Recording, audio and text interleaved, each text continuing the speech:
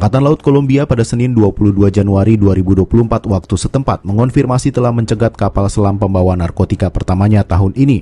Sebanyak 800 kg narkotika pun diamankan. Juru bicara Angkatan Laut Kolombia, Wilmer Roa, menyebut kapal selam itu dicegat pada Sabtu 20 Januari pagi di lepas pantai Pasifik Kolombia. Kapal selam rakitan sepanjang 15 meter tersebut membawa hampir 800 kg kokain dalam kemasan kecil. Paket-paket tersebut dicap dengan gambar kalajengking dan bendera Meksiko. Roa menyebut selama 2023, Angkatan Laut Kolombia telah menangkap 10 kapal selam pembawa narkotika. Tak hanya Kolombia, Ekuador juga mengumumkan telah menyita sebuah kapal selam rakitan yang membawa 3,2 ton kokain. Kapal selam itu ditangkap berdasarkan informasi yang diberikan oleh Angkatan Laut Kolombia. Pemerintah Kolombia sendiri telah berjuang untuk membatasi produksi kokain dalam beberapa tahun terakhir. Perlu dicatat, legalisasi produksi kokain di negara itu terbatas untuk kebutuhan anestesi dan terapi medis di bidang kesehatan. Di saat yang sama, kelompok pemberontak geng penyelundup narkoba terus berusaha mengambil alih wilayah yang ditinggalkan oleh gerilyawan Angkatan Bersenjata Revolusioner Kolombia pasca perjanjian damai kelompok tersebut dengan pemerintah pada tahun 2016. Adapun berdasarkan data kantor PBB untuk narkoba dan kejahatan, luas area yang ditanami semak koka di Kolombia mencapai angka tertinggi pada 2022, yaitu seluas 230.000 hektar. Potensi produk kokain pun meningkat menjadi 1.700 ton atau naik 24% dari tahun sebelumnya. Untuk rute perdagangan, Ekuador tetap jadi jalur populer dalam menyelundupkan barang haram tersebut. Penyalahgunaan narkoba jadi salah satu masalah serius di banyak negara di dunia. Tak hanya penggunaannya yang menjamur, bisnis narkoba juga dikuasai oleh segelintir gembong atau kartel narkoba di dunia.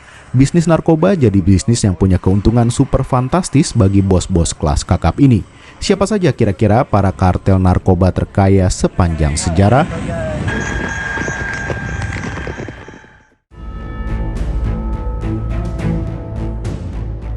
Ochoa bersaudara, Jorge Luis Ochoa Vázquez, Juan David Ochoa Vázquez, dan Fabio Ochoa Vázquez adalah 3 bersaudara di antara para pendiri kartel Medellin, Kolombia. 3 bersaudara ini ditaksir memiliki kekayaan sebesar 6,78 miliar dolar AS atau sekitar 95 triliun rupiah. Juan, Jorge, dan Fabio semuanya masuk dalam daftar miliarder global yang dikeluarkan oleh Forbes pada 1987 dan berhasil tetap di dalamnya hingga 1992. Ochoa bersaudara berhasil menjadi sangat kaya karena koneksi mereka dengan jaringan kriminal milik bos kartel narkoba di Medellin, Pablo Escobar. Berikutnya ada Daud Ibrahim Kaskar yang merupakan bos kartel narkoba sejak 1993 menjadi buron. Kekayaannya diperkirakan mencapai angka 7,57 miliar dolar AS atau setara 106 triliun rupiah. Kaskar menempati posisi ketiga sebagai buronan paling dicari FBI pada 2011. Ia dituduh melakukan berbagai kejahatan seperti terorisme, pembunuhan, pemerasan, dan perdagangan narkoba. Kaskar sendiri merupakan putra seorang perwira polisi India. Dengan status sebagai buron, Kaskar masih berkuasa mengatur jaringan kejahatannya dan mengumpulkan kekayaan dari hasil penjualan narkoba. Kaskar memulai geng kriminalnya di company pada dekade 1970-an. Kerajaan kriminalnya menyebar dari Asia ke Eropa dan Afrika dengan sekitar 40% pendapatannya berasal dari India. Semyon Mogilevich. Mogilevich dianggap sebagai bos dari segala bos sindikat mafia di Rusia. Menurut FBI, Mogilevich memperoleh sebagian besar kekayaannya dari perdagangan senjata, pembunuhan, pemerasan, perdagangan narkoba, dan prostitusi. Kekayaannya sendiri ditaksir mencapai 10 miliar dolar Amerika Serikat atau sekitar 141 triliun rupiah. Mogilevich juga dikenal sebagai pemimpin mafia merah, keluarga mafia Rusia yang terkenal dengan kekejaman dan kebrutalannya. Berbasis di Budapest, anggota mafia merah memegang jabatan penting di New York, Pennsylvania, California Selatan, dan bahkan Selandia Baru.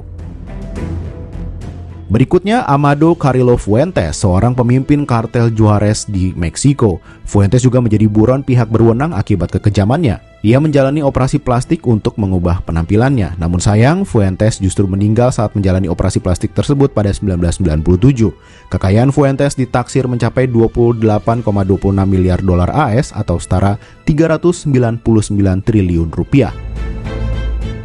Pemuncak peringkat tak lain tak bukan Pablo Escobar yang merupakan raja narkoba legendaris yang diyakini sebagai bos kartel narkoba terkaya dalam sejarah. Escobar merupakan salah satu pendiri kartel Medellin di Kolombia bersama sejumlah bos kartel lain di wilayah itu.